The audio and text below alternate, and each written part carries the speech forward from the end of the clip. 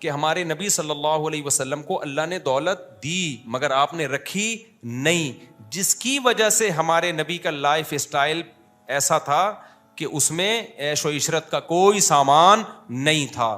لیکن اگر کسی نے پیسہ رکھا ہو پھر اگر وہ استعمال نہ کر رہا ہو تو یہ کنجوسی کا اعلیٰ درجہ ہے, شریعت اس کو پسند نہیں کرتی. آج لوگ پیسہ رکھتے ہیں, پیسے ان کے پاس جو ہے نا وہ فراری رکھنے کے ہیں اور گھوم رہے ہیں پھٹ پٹی پر, اور جب ان سے پوچھا جائے کہ یار یہ تمہارا لائف اسٹائل کیسا ہے تو جواب دیتے ہیں ہمارے نبی کی زندگی کیا تھی, سادہ تھی. تو بھائی ہمارے نبی کے اکاؤنٹ میں پیسے نہیں ہوتے تھے, آپ کے تو اکاؤنٹ میں پیسے ہیں, آپ کے تو بحریہ ٹاؤن میں پلاٹ ہیں, پھر جو کی روٹی کھا رہے ہوتے ہیں.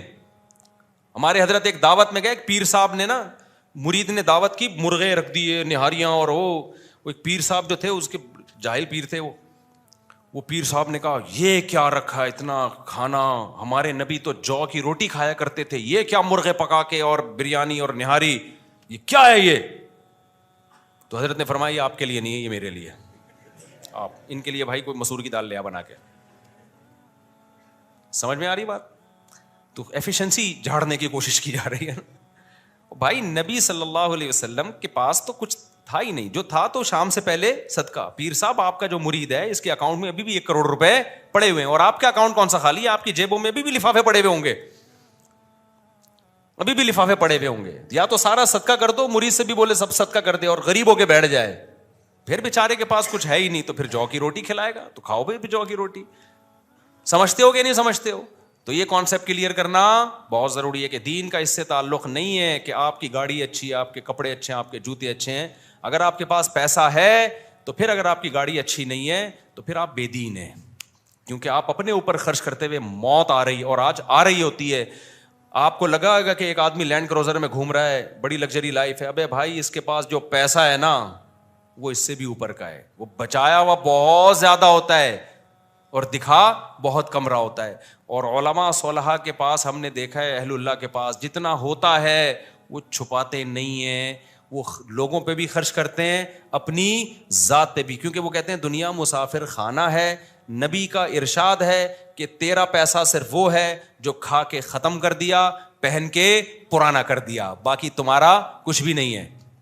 بہت سی چیزیں پنجابی زبان نے حل کی ہماری, کھلا کھاؤ تے انجوائے کرو, ہاں اسراف نہ کرو, اپنی اوقات سے زیادہ خرچ نہ کرو.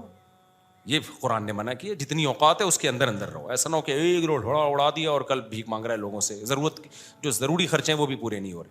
تو یہ اللہ تعالیٰ ہمیں جو ہے نا سمجھنے کی, اور یہ بیلنس ہماری زندگی میں اللہ تعالیٰ پیدا فرمائے. وما علینا الا البلاغ. سنتوں کے بعد انشاءاللہ سوال جواب کا سیشن ہوگا, جو بیٹھنا چاہیں بیٹھ سکیں. اللہ اکبر. مہر کی رقم 2 تولے سونا اور 1 لاکھ روپے نقد. اچھا 2 نکاح ہیں, دوسرا بھی ہے, 2 عدد دولہا.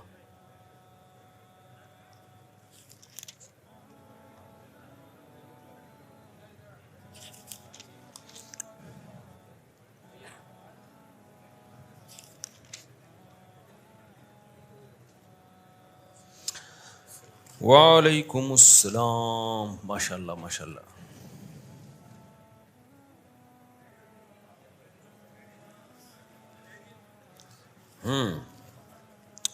ریان مجیب بل سید مجیب احمد آپ ہیں, اور دوسرے دولہا اچھا وقار الدین عثمان. اچھا ماشاء اللہ. سندس مجیب بنت سید مجیب احمد, اور مہر کی رقم ہے 2 لاکھ روپے. دلہن کے وکیل کہاں ہیں؟ آپ نے اجازت دی ہے کہ میں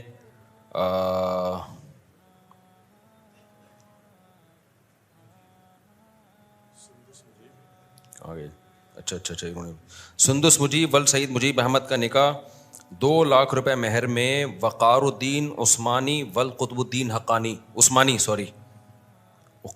حقانی ہے, لکھا ہوا حقانی ہے یار, اس کو صحیح کرو بھائی. اجازت دی کہ ان سے نکاح پڑھاؤں میں, ٹھیک ہے آپ کی طرف سے. اچھا بھائی, دوسرے جو ہیں ریان مجیب ول سید مجیب احمد, اور دلہن کا نام سیدہ ادیبہ شاہ بنت آغا سید افضل شاہ. 2 تولے سونا اور 1 لاکھ روپے نقد. اس مہر میں دلہن کے وکیل یہاں کون ہیں جی؟ کہاں ہے جی؟ آپ نے اجازت دی ہے کہ 2 تولے سونا اور 1 لاکھ روپے نقد. اس مہر میں سیدہ ادیبہ شاہ بنت آغا سید افضل شاہ، ان کا نکاح میں ریان مجیب ول سعید مجیب احمد سے کروں. اجازت ہے جی؟ الحمد للہ نحمده ونستعینه ونستغفره ونؤمن به ونتوکل علیہ ونعوذ باللہ من شرور انفسنا ومن سیئات اعمالنا من يهده الله فلا مضل له ومن يضلله فلا هادي له ونشهد ان لا اله الا الله وحده لا شريك له ونشهد ان سيدنا وحبيبنا وشفيعنا وسندنا محمدا عبده ورسوله صلى الله تعالى عليه وعلى اله واصحابه وبارك وسلم تسليما كثيرا كثيرا. اما بعد فاعوذ بالله من الشيطان الرجيم. بسم الله الرحمن الرحيم. يا ايها الناس اتقوا ربكم الذي خلقكم من نفس واحدة وخلق منها زوجها وبث منهما رجالا كثيرا ونساء واتقوا الله الذي تساءلون به والأرحام إن الله كان عليكم رقيبا. وقال تعالى يا أيها الذين آمنوا اتقوا الله وقولوا قولا سديدا يصلح لكم أعمالكم ويغفر لكم ذنوبكم ومن يطع الله ورسوله فقد فاز فوزا عظيما. وقال النبي صلى الله عليه وسلم النكاح من سنتي وقال فمن رغب عن سنتي فليس مني. وقال النبي صلى الله عليه وسلم تزوجوا الودود الولود فإني مباهي بكم الأمم. وقال النبي صلى الله عليه وسلم تزوجوا ولا تكونوا كرهبان النصارى.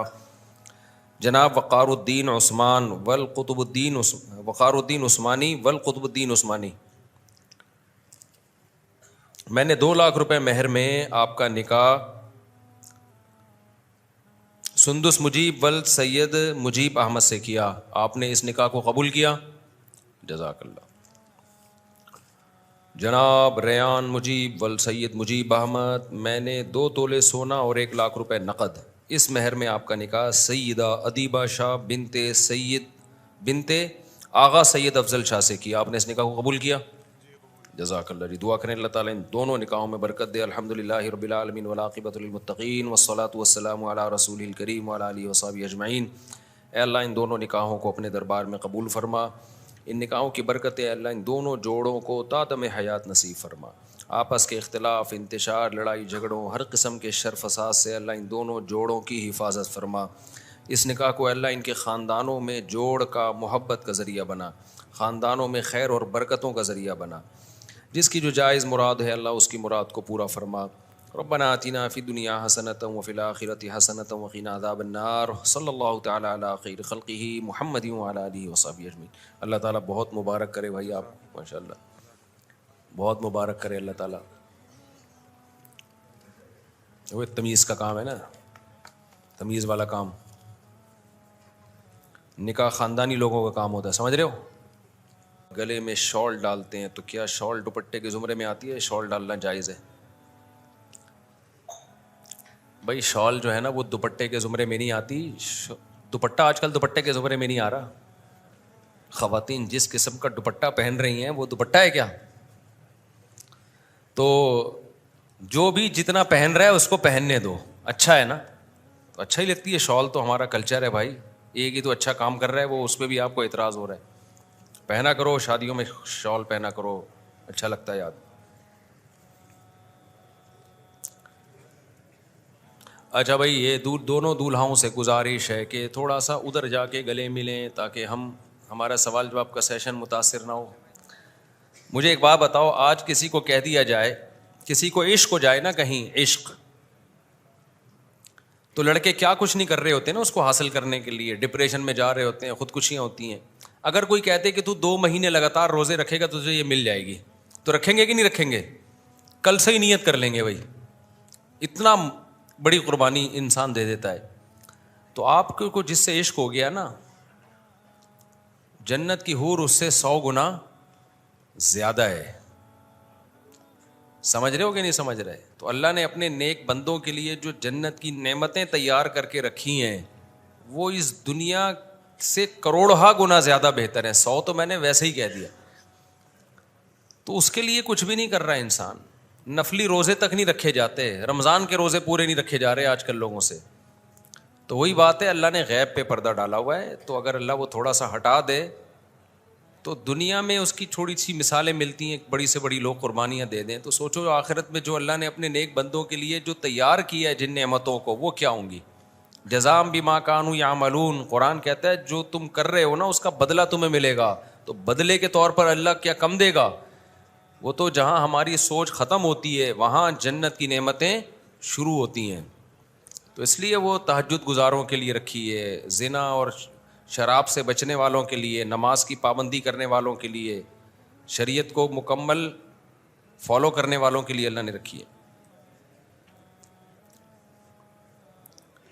مفتی صاحب, منافق کی کتنی نشانیاں ہیں, کیسے پتہ چلے گا کہ سامنے والا منافق ہے کہ نہیں؟ کچھ علامت بتا دیں. دیکھو منافق کی 2 قسمیں ہوتی ہیں, ایک ہے عقیدے کا منافق, ایک ہے عمل کا منافق. اب عقیدہ تو دل کی بات ہے, وہ نبی کے دور میں ہوتے تھے, نبی کو وحی کے ذریعے بتا دیا جاتا تھا. وہ آج کل تلاش کرنا نہ ہمارے بس میں اور نہ ہم اس کے مکلف ہیں. ہم مکلف ہیں زبان کے, اپنے آپ کو زبان سے کوئی مسلم کہہ رہے ہے تو ہم نے کیا ماننا ہے؟ مسلمان. ایک ہوتا ہے عملی منافق. تو عملی منافق مارکیٹ میں ہول سیل کے حساب سے ملیں گے آپ کو, بول کچھ رہے ہیں اور دل میں کچھ اور ہے. تو نبی نے 4 علامتیں بتائی ہیں.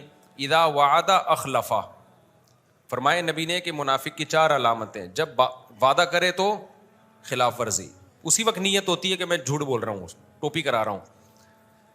اور اذا حدث کذبا, بات کرتا ہے تو جھوٹ بولتا ہے, پتہ ہی نہیں چلتا کہ کم بخت سچ بول رہا ہے یا.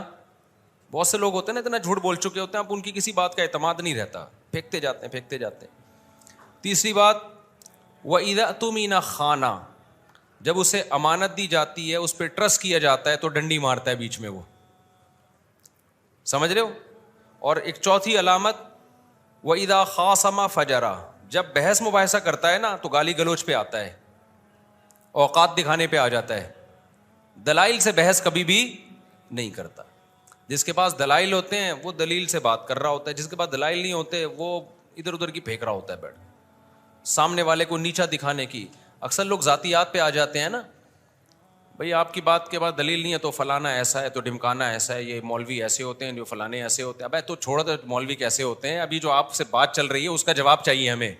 مولوی کیسے ہوتے ہیں, مدرسوں میں کیا ہوتا ہے, یہ موضوع نہیں ہے. تو حدیث میں منافق کی علامت بتائی گئی ہے کہ وہ ذاتیات پہ آ جاتا ہے, گالی گلوچ پہ آ جاتا ہے. ہاں کسی کو ستایا جائے, اس پہ وہ جھگڑے کے دوران گالی گلوچ پہ آ جائے, وہ ایک الگ بات ہے. لیکن بحث کے دوران بات تمیز سے چل رہی ہو, پھر بلا وجہ منہ سے جھاگ نکالنا اور بلا وجہ آنکھیں سرخ کر لینا اور سامنے والے کو نیچا دکھانا, یہ اس کی علامت ہے. اب آپ دلائل کی دنیا میں خالی ہو گئے. دلائل ہوتے تو آپ پیش کر رہے ہوتے.